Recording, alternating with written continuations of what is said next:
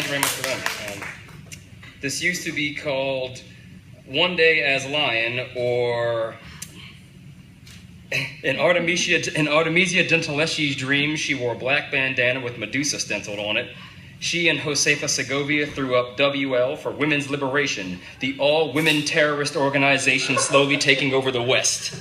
She dreamed of the day she'd torture Tassi by tying him to a fucking bedpost with his ass cheeks spread out and shit, putting the hanger on the fucking stove and letting that shit sit there for like a half hour, then taking it off and sticking his ass slow, like...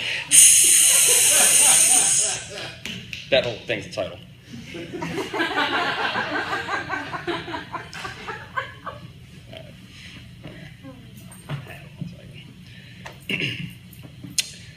We were swimming down in McKeldin area, and Lauren started getting naked. First dropping the straps on her tank top and pulling the neckline down, flashing me her ass as she bent into the water. She was so pale she glowed as the sun bounced off of her on the water's surface. So I got naked too, and then it was just playful.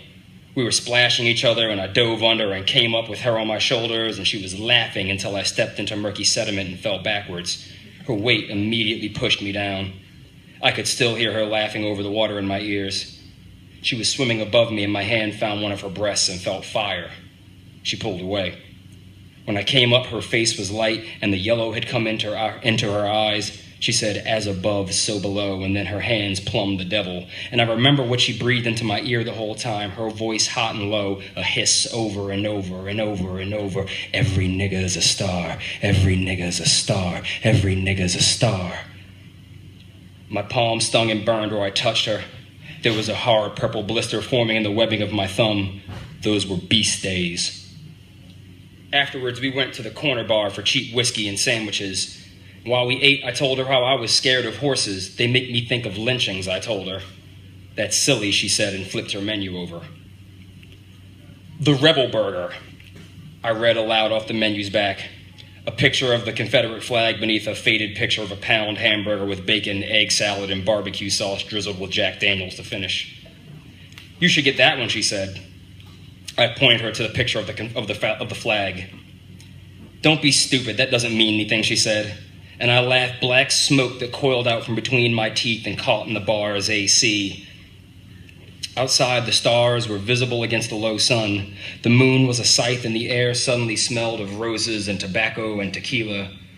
That's how it would have been the night my Uncle Clarence died.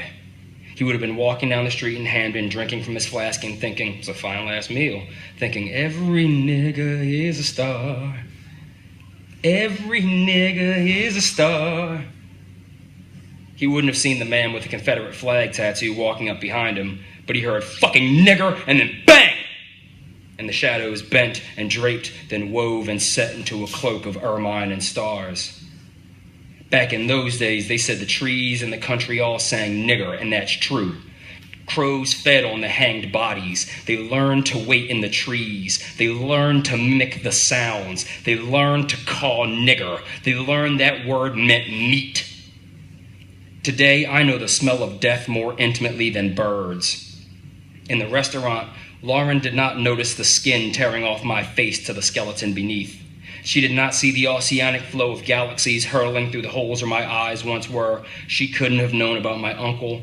She couldn't have known that they left his body in the street, or that the police refused to investigate it because the murder was rumored to have been KKK related, and investigating the Klan would have meant investigating themselves.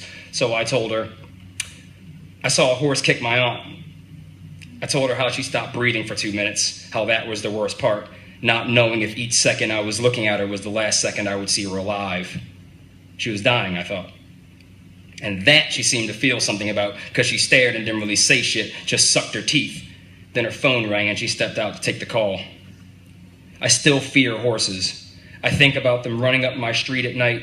I think about the difference between the quiet of nothingness and the quiet that's about to be shattered, the same feeling of impending terror that I feel when swimming in lakes, not being able to see what's below my feet.